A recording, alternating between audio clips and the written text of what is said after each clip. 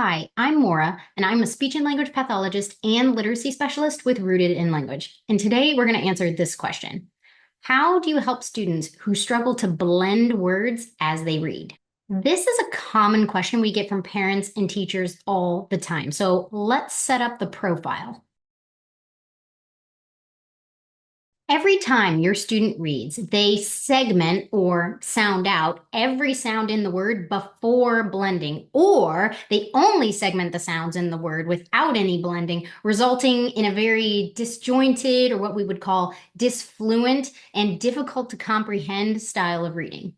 While many of you know that reading initially begins with teaching kids to sound out one sound at a time across a word, it quickly becomes a problem if kids get stuck here. The strategies to work on blending are very complex, and we address a lot of blending strategies very specifically and explicitly in our Pinwheels Year 2 program. So if you aren't using Pinwheels already, I highly encourage you to explore that resource because it's a very comprehensive early literacy curriculum. We also very intentionally address fluency skills and how to address them in our online classes, specifically our foundations course and also our reading accuracy, fluency, and comprehension class.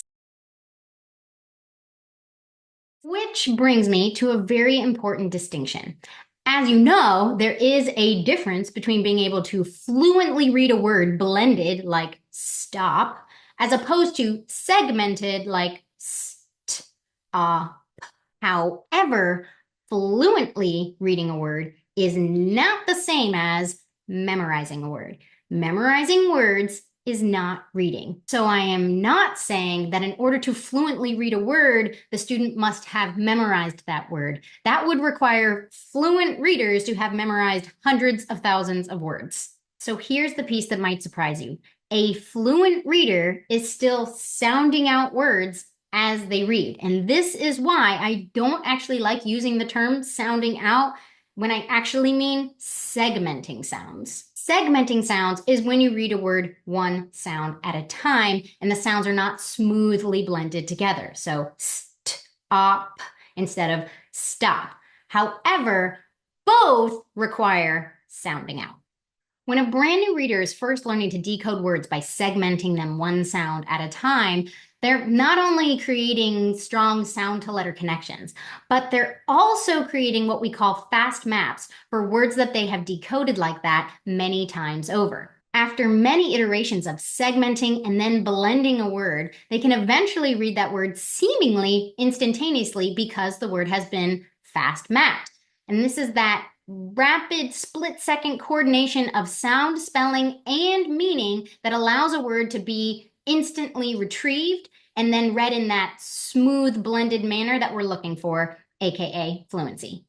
This fast mapping process builds a store of word form memories, which is not merely a junk drawer of disorganized words, but rather a highly organized and neurally networked file system of words that are easily accessed through this three-way super system of phonological, morphological, and orthographic information. And cognitive research is very clear on the fact that that connection to sound or phonology never falls away, which means every time an individual fluently reads a word, they are tapping into those sound centers or their phonological processing skills. But the difference is they now have rapid fire access to that word's pronunciation, spelling, and meaning because it was fast mapped and stored as a word form memory all those years ago in their early literacy years, or whenever they encountered that particular word for the first time.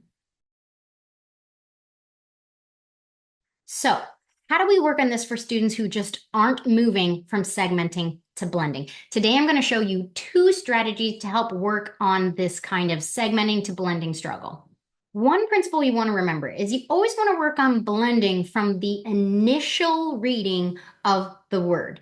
And this is because students who get stuck in that segmenting pattern have created kind of a habit of always segmenting the word first, followed by blending it, which is essentially reading the word twice. This is not fluent reading. In fact, this is exactly what we would call disfluent. And we really only want to allow that kind of reading to go on for the first 6 months, maybe year of learning to read and write. And then we really want to focus our attention on helping the student blend upon the initial reading of the word. And this is a very intentional, explicit practice that actually needs to happen. There are many students who do not naturally make that move from segmenting to blending, and it has to be taught. So we set up lessons with word lists and sentence lists where the entire goal is helping the student blend the sounds the minute they leave their mouth, the initial time, the first time they read the word. Strategy 1 will be at a single syllable level, and strategy 2 will be at a multi-syllable level.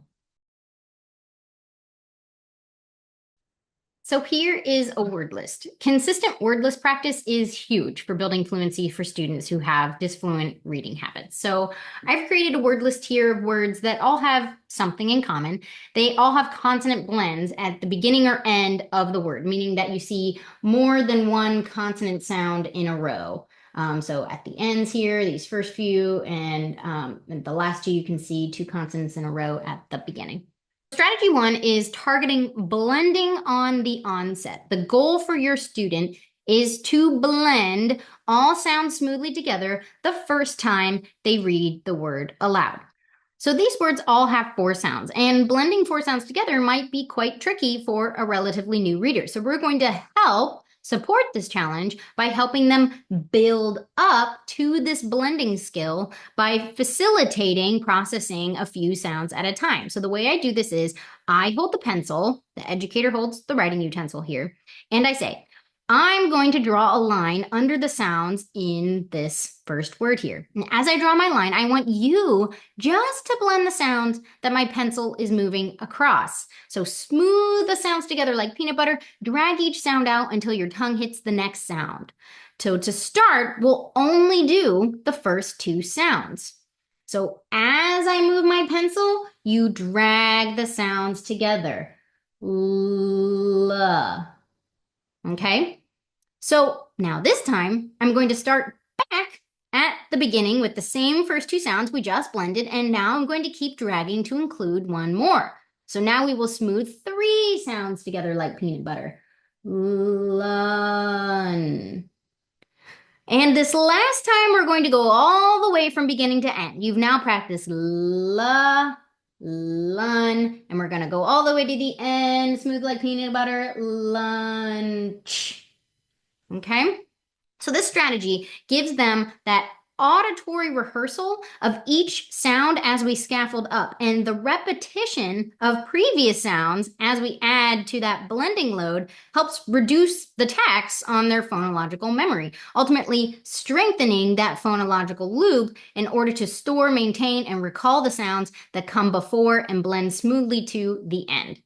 And I want to implement this strategy over and over again until my student begins to gain the skill of blending upon that onset, upon that initial reading. Pin, pinch. Okay? Hun, hunt. One helpful tip I tell students is that vowels in particular don't stop. We have the vowel sound in every word, and the unique thing about these vowel sounds is that you can drag them as long as you can. Vowels are always easy to drag. Certain consonant sounds do not easily drag, but if you drag the vowel until your tongue touches the next sound, your word will naturally sound more blended. So if this is difficult, you can also do some targeted practice where your specific goal is to blend all the way through the vowel before stopping. Just drag the vowel. This is most easily done if there's only one consonant after the vowel. So I'm going to skip this one down to these last 2 words where the consonant blend happened at the beginning, but there is only one consonant after the vowel at the end. So then you work on getting that vowel to stick to the last sound. You drag the vowel and then stick it on to the last consonant. This is kind of a gateway blending tactic. You can think of this as sort of strategy 1A, or maybe sort of a sub-strategy if your student still really is struggling with this kind of 1, 2, 3 line type of blending. You can also try something like drip, okay? Where what you're working on is dragging that vowel. snag. Okay.